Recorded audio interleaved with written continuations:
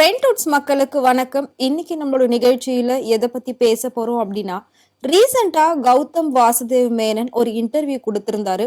அதுல பாத்தீங்கன்னா அவர் பேசின ஒரு சில விஷயங்கள் ரொம்பவே சர்ச்சையாயிருக்கு. சோ அதை பத்தி தான் பார்க்க போறோம். வாங்க பார்க்கலாம். ஒரு தனியார் தொலைக்காட்சிக்கு பேட்டி கொடுத்திருந்தாரு கௌதம் வாசுதேவ் மேனன். அதுல அவர் என்ன சொல்லியிருக்காரு அப்படின்னா, நிறைய விஷயம் காதலை பத்தி பேசியிருக்காரு. கடைசியா ஜாதி இல்லாம யாராலையும் படம் பண்ண முடியாதா, எதுக்கு நம்ம ஜாதியை காட்டணும், இதெல்லாம் தேவையே இல்லையே அப்படின்னு பேசியிருக்காரு.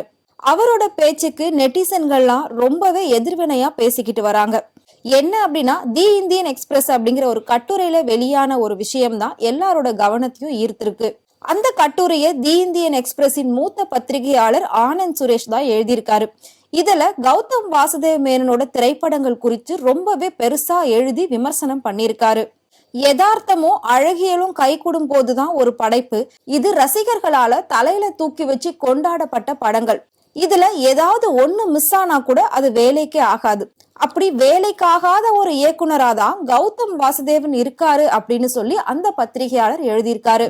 இந்த காலத்துல ஜாதி இல்ல அப்படின்னா கூட 70-80களோட நிலைமையை குறிப்பிட்டு அந்த ஜாதிய கருவா வச்சு படம் எடுக்கிறதுல உடன்பாடு இல்ல, ஆனா மிகைப்படுத்தப்பட்டதாக தெரிகிறது அப்படின்னு சொல்லியிருக்காரு. இந்த மாதிரியான கதைகள் இதுக்கப்புறம் தேவையே இல்லை அப்படின்னு சொல்லியிருக்காரு. 80களை தவிர்த்து விட்டு இந்த சூழலை மையப்படுத்தி இது போன்ற கதையை சொல்ல முடியாது, அது யாருக்குமே தேவையில்லை அப்படின்னு கௌதம் வாசுதேவ் மேனன் பேசியிருக்காரு.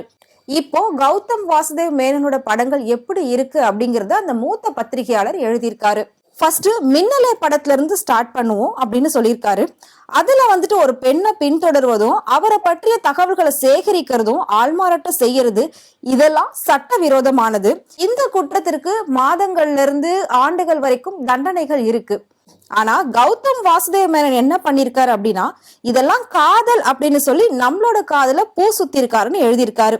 இந்த படத்துல மாதவனை வச்சு கௌதம் வாசுதேவ் மேனனோட மூளையில இருந்த விஷயங்களை கக்கி இருக்காரு அப்படின்னு சொல்லியிருக்காரு. இன்னொரு படத்துல மாதவன் சைவ பிராமணர் அப்படின்னு சொல்லப்பட்டிருக்கும். ஒரு சீன்ல காலேஜ்ல அவ்வளோ பொண்ணுங்க இருப்பாங்க. யார பத்தியாவது இதுக்கு முன்னாடி நான் பேசியிருப்பேனா? அவ்வளோ ஏன், சிதம்பரத்தை சேர்ந்த 2 அழகான ஐயர் பொண்ணுங்களும் ஒரு அட்டகாசமான கேரளா பொண்ணும் இருந்திருப்பாங்க. நான் யாரையும் ஃபாலோ செய்யல, நான் யாரையும் விரும்பணும்னு நினைக்கல அப்படின்ற மாதிரி ஒரு டைலாக்லாம் கூட வரும். சோ அழகு அப்படின்னா அது ஒரு குறிப்பிட்ட சமூகத்தை சேர்ந்த பெண்கள் தான் அப்படின்ற மையமா வச்சுதான் அந்த படம், அந்த சீன் எடுக்கப்பட்டதா அந்த பத்திரிகையாளர் சொல்லியிருக்காரு. காதலிலும் போரிலும் எல்லாம் நியாயம் அப்படிங்கிற ஒரு சொத்தையான பழமொழியை சொல்றதுதான் இந்த படம் அப்படின்னு சொல்லியிருக்காரு. காவல்துறை நடத்துற சட்டவிரோத என்கவுண்டர்கள் குறித்து உலகம் ஃபுல்லாவே எதிரொலியான குரல்கள் தான் வரும். ஆனா நம்ம கௌதம் வாசுதேவ மேனன் என்ன பண்ணிருக்காரு அப்படின்னா, காக்கி சட்டை மேல காதல் கொண்டு அதையே பல திரைப்படங்களா எடுத்திருக்காரு. காக்கா காக்கா அப்படிங்கிற படம் அவரோட லிஸ்ட்ல இருக்கக்கூடிய முதல் காக்கி சட்டை காதல் படம் அப்படின்னு சொல்றாங்க. இந்த படத்துல சூர்யா ஹீரோவா நடிச்சிருப்பாரு. முக்கியமா போலீஸா இருப்பாரு. அவரு யாருக்குமே அடங்காத ஒரு அதிகாரியா இருப்பாரு. மண்டை சூடாயிடுச்சு அப்படின்னா துப்பாக்கி எடுத்து உடனே வாயில வைப்பார். சோ அதுக்கு நீதிமன்றம் எதுக்கு, சட்டம் எதுக்கு? இதுவுமே ஒரு சட்டவிரோதமான படம் தானே, இதுவுமே சமூகத்துக்கு விரோதமான ஒரு படம் தானே. இதெல்லாம் எப்படி அவரால் எடுக்க முடியுது? அப்ப இதுல இருக்கக்கூடிய தப்புகளை ஏன் அவர் பார்க்க மாட்டாரு? அப்ப ஜாதியை வச்சு எடுக்கிறத மட்டும் ஏன் அவர் சொல்றாரு அப்படின்னு சொல்லி அந்த மூத்த பத்திரிகையாளர் கேள்வி எழுப்பியிருக்காரு. அடுத்ததா காக்கா காக்காக்கு அப்புறம் வேட்டையாடு விளையாடு படத்துல லைம் லைட்டுக்கு கௌதம் வந்திருந்தாரு. அந்த படத்துல தன் பாலின ஈர்ப்பாளர்களா சித்தரிக்கிறது மூலமா அந்த சமூகத்தையே அவர் கலங்கப்படுத்திருக்காருன்னு சொல்லியிருக்காரு. இந்த படத்திலயும் என்கவுண்டர்கள் அதிகமாவே இருக்குன்னு சொல்லியிருக்காரு. அடுத்ததா அவர் சொல்லியிருக்கிறது வாரணம் ஆயிரம் படம். இதுல பாத்தீங்கன்னா ஹீரோக்கு ஹீரோயினையும் பார்த்த உடனே பிடிச்சிடுது. அதுக்கப்புறமா ஹீரோயினை ஃபாலோ பண்ணி ஹீரோ அமெரிக்கா வரைக்கும் போறாரு. இதை கௌதம் வாசுதேவன் மேனன் அதுல அப்பாவா நடிச்சிருப்பாரு. அப்படி பையனுக்கு சொல்லி கொடுத்திருப்பாரு. அப்படி ஒரு பொண்ணு ஃபாலோ பண்றதும் அதுக்காக அமெரிக்கா வரைக்கும் போகிறதும் அது சட்டவிரோதமான ஒரு செயல் தானே அப்படின்னு சொல்லி அதையுமே அவர் குற்றச்சாட்டா முன் வச்சிருக்காரு. இவ்ளோ ஏங்க, இதை தாண்டி விண்ணை தாண்டி வருவாயா அப்படிங்கிற ஒரு படம் இருக்கு. முழுக்க முழுக்க காதல் படம். சோ அதுலயுமே பாத்தீங்கன்னா வேற ஒரு மொழி பாட்டை கொண்டு உள்ள திணிச்சிருப்பாரு. சோ அதுல பாத்தீங்கன்னா ஓமன பெண்ணே ஓமன பெண்ணேன்னு ஒரு பாட்டு வரும்.